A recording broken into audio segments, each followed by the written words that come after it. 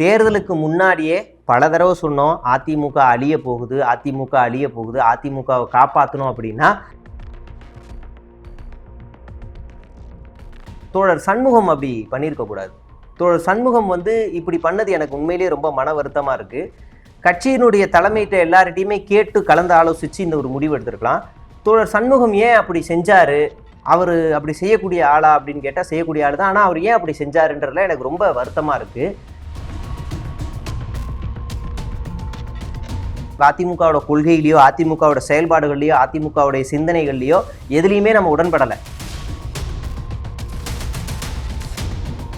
ஆனால் இன்னைக்கு அதிமுகவுக்கு ஒரு கஷ்டகாலம். அது நினைக்கும் போது சந்தோஷப்படுறா வருத்தப்படுறான்னு தெரியல. இருந்தாலும் எடப்பாடி பழனிசாமி மேலே ஜெயலலிதா மறைவுக்கு அப்புறமா சி.வி. சண்முகத்துடைய ஸ்டாண்டு எப்படி இருந்துச்சு அப்படின்னா, எங்க பன்னீர்செல்வம் முதலமைச்சர் அப்படின்னு.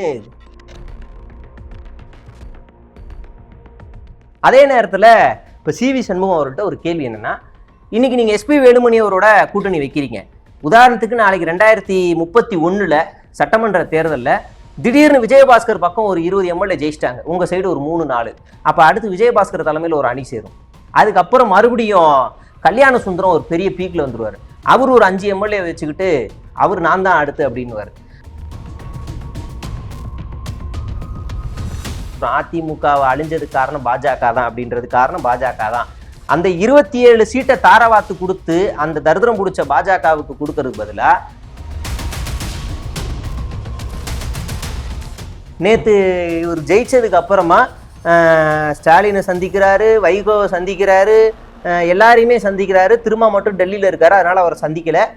கி வீரமணியை போய் சந்திக்கிறாரு, எல்லாரும் சந்திக்கிறாரு. அதிமுக ஒரு தேர்தலுக்கு முன்னாடியே பல தடவை சொன்னோம், அதிமுக அழிய போகுது, அதிமுக அழிய போகுது, அதிமுகவை காப்பாற்றணும் அப்படின்னா அதிமுக தேர்வு செஞ்ச அதிமுக வேட்பாளர்கள் எந்தெந்த தொகுதியில நிற்கிறாங்களோ அவங்களுக்கு ஓட்டு போடுங்க. அதிமுக கூட்டணியில பாஜக அங்கம் இருக்குல்ல, அந்த பாஜக வேட்பாளர் எங்கெல்லாம் நிற்கிறாரோ அங்கே பாஜகவுக்கு ஓட்டு போடாதீங்க. அதுக்கு நீங்கள் வேற யாருக்கு வேணாலும் கூட போடுங்க, தாவேக்காவுக்கு கூட போடுங்க, திமுக கூட போடுங்க, ஆனால் பாஜகவுக்கு மட்டும் போடாதீங்க. அது அதிமுகவோட அழிவு காலம் அப்படின்னு ரொம்ப தெளிவாக நான் எனக்கு தெரிஞ்ச ஒரு 4-5 வீடியோவில் சொன்னேன். இன்னைக்கு முன்பே கணித்த சேதான் அப்படி தான் நடந்திருக்கு. என்ன அப்படின்னா, இன்னைக்கு அதிமுகவில் நமக்கு அதிமுகவோட கொள்கையிலையோ அதிமுகவோட செயல்பாடுகள்லையோ அதிமுகவுடைய சிந்தனைகள்லையோ எதுலேயுமே நம்ம உடன்படலை. ஆனால் இன்னைக்கு அதிமுகவுக்கு ஒரு கஷ்டகாலம். அது நினைக்கும் போது சந்தோஷப்படுறா வருத்தப்படுறான்னு தெரியல. இருந்தாலும் எடப்பாடி பழனிசாமி மேலே ஒரு சின்ன வருத்தம் இருக்க தான் செய்யுது. ஏன்னா இன்னைக்கு அவரை அடித்து காலி பண்ணி உட்கார வச்சிட்டாங்க. அப்படி தான் நடந்திருக்கு. இருந்தாலும் தோழர் சண்முகம் அப்படி பண்ணியிருக்கக்கூடாது. தோழர் சண்முகம் இப்படி பண்ணது எனக்கு உண்மையிலேயே ரொம்ப மன வருத்தமாக இருக்குது. கட்சியினுடைய தலைமையிட்ட எல்லார்கிட்டையுமே கேட்டு கலந்து ஆலோசித்து இந்த ஒரு முடிவு எடுத்திருக்கலாம். தோழர் சண்முகம் ஏன் அப்படி செஞ்சார், அவர் அப்படி செய்யக்கூடிய ஆளா அப்படின்னு கேட்டால் செய்யக்கூடிய ஆள் தான். ஆனால் அவர் ஏன் அப்படி செஞ்சாருன்றதுல எனக்கு ரொம்ப வருத்தமாக இருக்குது. தலைமைக்கே தெரியாமல் ஒரு தனியை அமைச்சு கோஷ்டி அமைச்சு தோழர் சண்முகம் இப்படி ஒரு காரியத்தை செஞ்சுருக்கிறது ரொம்ப வருத்தமாக இருக்குன்னு தான் சொல்லணும். நான் இவ்வளோ நேரம் சொன்னது மார்க்சிஸ்ட் கம்யூனிஸ்ட் கட்சி தோழர் பே சண்முகம் இல்லை, அதிமுகவில் இருக்கிற சி.வி. சண்முகம். அந்த தோழர் ஏன் அப்படி செஞ்சாருன்னு தெரியல. ஆனால் அந்த தோழர் செய்யக்கூடிய தோழர் தான் நான் ஏற்கனவே சொல்லியிருக்கேன். ஏன்னா ஜெயலலிதா மறைவுக்கு அப்புறமா சி.வி. சண்முகத்துடைய ஸ்டாண்டு எப்படி இருந்துச்சு அப்படின்னா, எங்க பன்னீர்செல்வம் முதலமைச்சர் அப்படின்னு சொல்லிட்டு அடுத்து கொஞ்சம் சில மணி நேரம் சசிகலா அமைச்சர் முதலமை அப்படின்னு சொல்லிட்டு அப்புறம் கொஞ்ச நேரம் எங்க எடப்பாடி தான் எங்க டெட் பாடி காட்பாடி பக்கத்துல சேலம் பாடி அப்படின்னு பேசினவர் தான். அப்ப இன்னைக்கு அந்த சி.வி. சண்முகம் அவர்கள் தான் எஸ்பி வேலுமணியோட சேர்ந்து விஜயபாஸ்கரையும் சேர்த்துக்கிட்டு ஒரு தனி அணி அமைச்சு குறிப்பிட்ட எம்எல்ஏக்களை சேர்த்துக்கிட்டு தாவேக்காவுக்கு ஆதரவு, அந்த தாவேக்கா ஆதரவு பற்றி அப்புறம் பேசுவோம், தாவேக்காவுக்கு ஆதரவு அப்படின்னு சொல்கிறாரு. இங்கே ஏன் எடப்பாடி பழனிசாமியை பற்றி நம்ம வருத்தப்படுறோம் அப்படின்னா, எடப்பாடி பழனிசாமி பேசின வார்த்தைகளுக்கோ அவருடைய கொள்கைக்கோ அவருடைய சிந்தனைக்கோ எதுவுமே நம்ம உடன்படலை. ஆனால் அவருடைய உடல் உழைப்பு இருக்குல்ல, அது சாதாரணமான ஒரு விஷயம் கிடையாது. அதிமுகவில் இந்த 2026 தேர்தலும் சரி 2021 தேர்தலும் சரி அதிமுகவில் எடப்பாடி பழனிசாமிக்கு நிகரா இல்லை எடப்பாடி பழனிசாமி செய்த வேலைகளில் பாதி வேலையை மாநில நிர்வாகிகள் வேற யாராவது செஞ்சிருக்காங்களா அப்படின்னு கேட்டா கிடையாது. ஈவன் திமுகவுல கூட பல ஆளுமை தலைவர்கள் இருக்கிறாங்க. அந்த தலைவர்கள் பல தொகுதிக்கு போய் தேர்தல் பிரச்சாரம் செய்வாங்க. உதயநிதி அவர்களாகட்டும், இல்லை மு.க.ஸ்டாலின் ஆகட்டும், கனிமொழி, ஆராசா, இன்னும் பல தலைவர்கள் வந்து ஒரு தொகுதியில கான்சென்ட்ரேட் பண்ணாம பல தொகுதிகளில் சுற்றுப்பயணம் போனாங்க. ஆனா எடப்பாடி பழனிசாமி அதிமுகவில் அவர் மட்டுமே 234 தொகுதிக்கும் சுத்தி சுத்தி சுத்தி சுத்தி சுத்தி பிரச்சாரம் பண்ணாரு. தன்னுடைய குடும்பம், வீடு, வேலை எல்லாத்தையும் மறந்துட்டு அதிமுகவை கட்டமைக்கணும், அதிமுக ஆட்சி அமைக்கணும்ன்ற ஒரே சிந்தனையோட எதிர்கட்சியை கடுமையான விமர்சனங்கள், ஒரு தரம் தாழ்ந்துலாம் போயிட்டாரு. சிஎம் சாகணும், பால்டாயில் குடிக்கணும், அப்படி இப்படிலாம் போயிட்டாரு. அது அருவருப்பான ஸ்டேட்மெண்ட்டு நம்மளும் சொன்னோம். ஆனா அந்த உடல் உழைப்புன்னு ஒன்று வருது இல்லை, 2021 சரி, நம்ம ஆட்சியவே பிடிக்க மாட்டோம்னு தெரிஞ்சோம் அவர் ஓடினாரு. ஈவன் 2026 தேர்தல் பிரச்சாரம் ஆரம்பிக்கிறதுக்கு ஒரு வாரத்துக்கு, எனக்கு தெரிஞ்சு ஒரு 1.5 மாசத்துக்கு முன்னாடியே ஆல்மோஸ்ட் எல்லா தொகுதியும் கவர் பண்ணிட்டாரு. திரும்ப தேதி அறிவிச்சதுக்கு அப்புறம் மறுபடியும் பம்பரமா சுழலக்கூடிய ஒரு ஆளு. பல நெருக்கடிகள், அதாவது பாஜகவுடைய பல நெருக்கடிகள், கூட்டணி வையே அப்படி இப்படிலாம் சொன்னாலும் அதுக்கும் வளைவு சுளைவுகள்லாம் கொடுத்து கட்சியை எப்படியாவது காப்பாற்றணும்னு ஓடக்கூடியவர். இன்னைக்கு பல இடங்கள்ல ஸ்வாஷ். அதை பிரிச்சதுக்கு முக்கியமான காரணம், இப்பதான் பாயிண்ட்டுக்கு வரும், அதிமுகவை அழிஞ்சதுக்கு காரணம் பாஜக தான் அப்படின்றது காரணம் பாஜக தான். அந்த 27 சீட்டை தாரவாத்து கொடுத்து அந்த தரித்திரம் பிடிச்ச பாஜகவுக்கு கொடுக்கறதுக்கு பதிலா இந்த பக்கம் பாமகவுக்கே, இல்லை பாமகவும் அது அடுத்த தரித்திரம் பிடிச்சது, அமமுகவுக்கோ இல்லை இவங்களே கூட நின்றுருந்தா கூட இன்னும் ஒரு 4-5 சீட்டு வந்திருக்கும். அப்படி ஒரு 10 சீட்டை எக்ஸ்ட்ரா வந்திருந்தா கூட திமுகவும் அதிமுகவும் ஒற்றை பலத்தோட நின்றுருக்கும் அப்படின்னு காமிச்சிருக்கலாம். அந்த பாமகவும் இவங்களையும் அடிச்சு விரட்டி இருந்தா.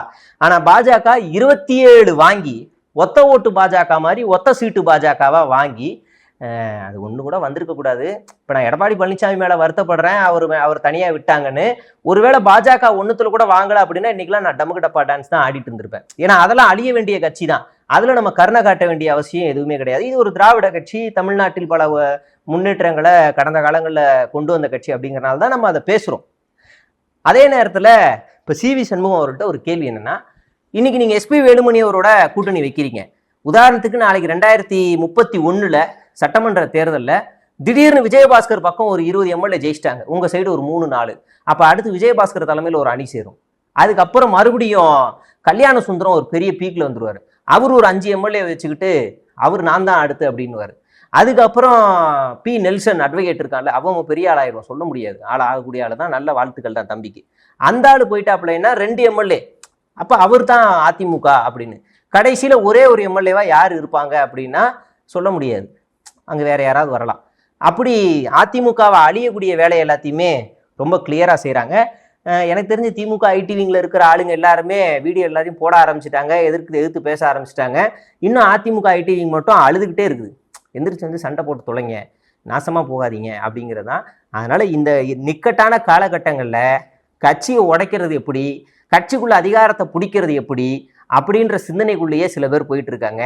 என்ன கேட்டாக்கா எடப்பாடி பழனிசாமியவே பொதுச் செயலாளராக தொடர வச்சு பிரிஞ்சு போன எல்லாரையுமே ஒன்று சேர்த்து ஒரு வலுவான அதிமுகவை கட்டமைச்சாதான் அந்த அதிமுகவோட வாக்கு சதவீதம் அதிகரிக்கும். இதில் பாஜகவோட இன்னொரு உள்ளடி வேலை என்ன அப்படின்னா, ரெட்டைலையை தூக்கிட்டு போய் சிதைக்கிறதுக்காக ஒரு பெரிய தென்னந்தோப்பு தூக்கிட்டு வந்துட்டாங்க. அந்த தென்னந்தோப்பு தான் மதுரை மாவட்டங்களில் குறிப்பாக முக்குளத்தூர் சமூகத்தில் பல வாக்குகளை பிரித்தது அந்த தென்னந்தோப்பு தான். நீங்கள் எடுத்து பார்த்தீங்கன்னா அந்த தென்னந்தோப்பு வாங்கின வாக்குகளையும் அதிமுக வாங்கின வாக்குகளையும் பார்த்தா ஓரளவுக்காவது மதுரையில் முக்கியமான மாஜிக்கள் ஜெயிக்க வாய்ப்பு இருக்குது. செல்லூர் ராஜியோ இல்லை ஆர்பி உதயகுமாரோ இல்லை திண்டுக்கல் சீனிவாசனோ ஜெயிக்க வாய்ப்புகள் இருக்குது. எல்லாரும் மண்ணை கவ வச்சது நம்ம சின்னாத்தா தான். அதில் அவங்களுக்கு பெரிய வாழ்த்துக்கள் சொல்லியாகணும். அதுக்கு காரணம் பாஜக பார்த்த உள்ளடி வேலை தான்.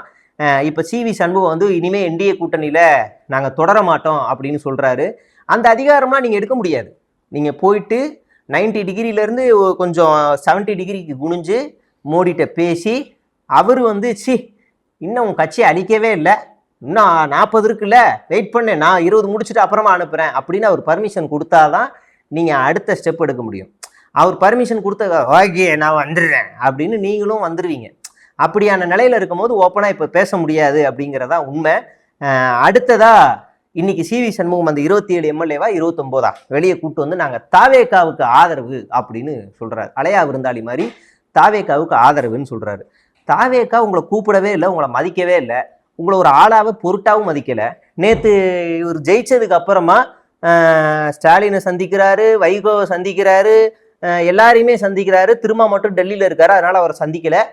கி வீரமணியை போய் சந்திக்கிறாரு, எல்லாரும் சந்திக்கிறாரு. அதிமுக ஒரு பொருட்டாவே மதிக்கல. ஈவன் என்டிஏ கூட்டணியில இருக்க பாமக கூட போய் பாக்குறாரு. அப்போ உங்களை மதிக்கவே இல்லைன்னா நீங்க போறீங்கன்னா அந்த கட்சி எவ்வளவு அடிமட்டத்துக்கு கொண்டு போய் அடகு வைக்கணுமோ அவ்வளவு வைக்கக்கூடிய வேலையை தான் சிவி சண்முகம் செய்யறாரு. அதிமுக தொண்டர்கள் இனிமேலாவது கட்சியை பிரிக்கணுன்ற சிந்தனையில இல்லாம கட்சியை வெகுண்டெழுத்து ஓட வைக்க வேண்டிய வேலையை தான் நீங்க பார்க்கணும். இன்னைக்கு அந்த 27 ஆளுங்களும் தாவேகாவுக்கு ஆதரவுக்கு பின்னாடி யார் இருக்காங்க அப்படின்னா மாமியார். எந்த மாமியார் உங்களுக்கு தெரியும்? தமிழ்நாட்டிலே பணக்கார வேட்பாளராக இருக்கிற அந்த மாமியார் அவங்க தான்.